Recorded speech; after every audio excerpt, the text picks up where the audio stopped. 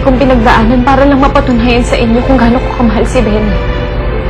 At lahat yun kaya kong pagdaanan ulit para lang malaman niyo at makita niyo kung gaano ko siya kamahal at kung gaano ko kamahal ang anak namin. Kahit anong mangyari, hindi niyo makukuha ang anak ko.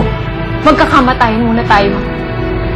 Kung talagang mahal mo ang anak ko at mahal mo ang anak mo, huwag mong isama ang apo ko sa paghihirap mo.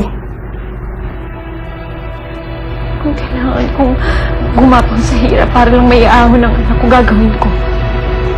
Uulitin ko. Hindi niyo makukuha ang anak ko. May pera kayo, Doña Francia. Bumili kayo ng ibang bata. Funny you should say that, Elizabeth.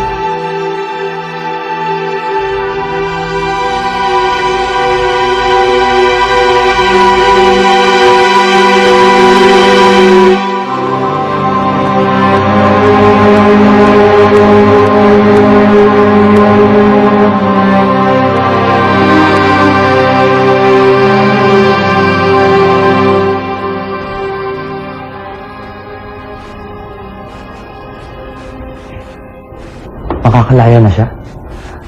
May kinalaman ka ba sa pagkakapiyansa ni Ramon? Wala. Pero kung alam ko na pwede palang piyansahan si Ramon, matagal ko nang ginawa yung para kay Lisa. Hindi ka pa rin talaga naniniwala sa akin, ano? Wala kaming kinalaman sa naging kaso ni Ramon noon. Drug bust yun. Pero bakit mo naman naisip na may kinalaman ako sa pagkakalaya ni Ramon? Gaya na rin sinabi mo ngayon. Dahil kay Lisa. Kailangan mo ba siyang kunin agad? Hindi naman. Pwede naman po akong lumabas. Babalikan ko na lang siya within 30 minutes. 30 minutes? 30 minuto ko lang pwedeng makasama ang anak ko? Sa umaga, tanghali at gabi? Ano kami dito, preso? Patakaran po kasi yun dito hanggat hindi pa kayo lumalabas. Kailan ba kami makakalabas? Check ko po muna sa administration. Teka, miss. Pwede ba kami sumama sa labas? Pagkahatid sa kanya sa nursery? Gusto ko kasi siyang makarga sa labas eh. Okay lang ba yun? Oo naman, miss. Sige.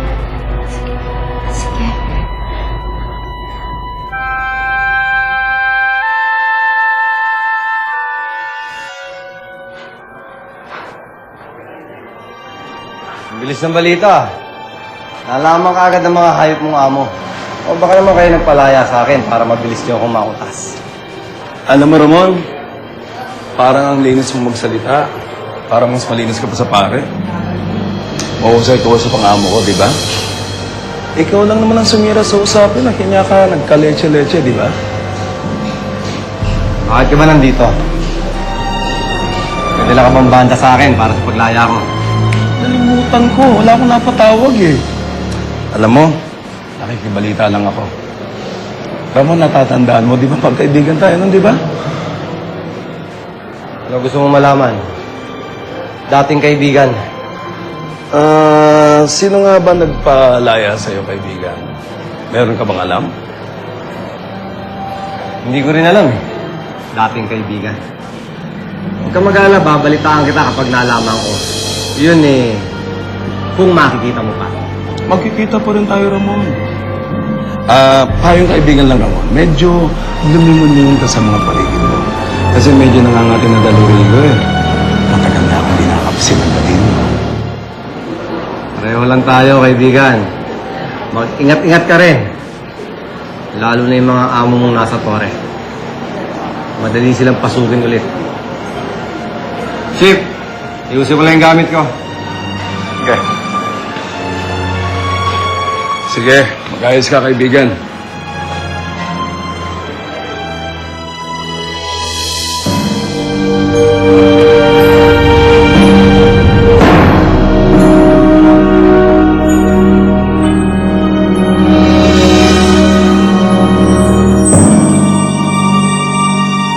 In as fast as 5 minutes, the sun can start affecting your hair.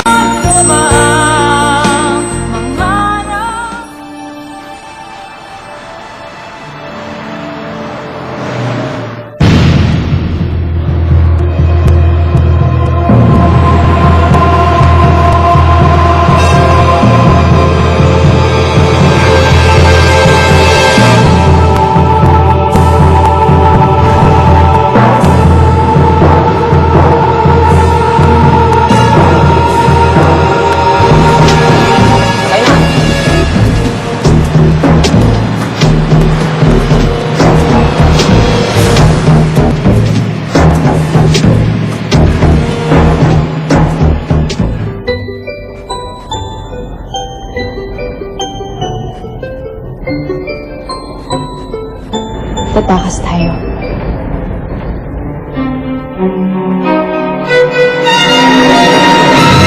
Balita ako Ano yun? Kayo na raw ni RD. Bakit ba, Eric?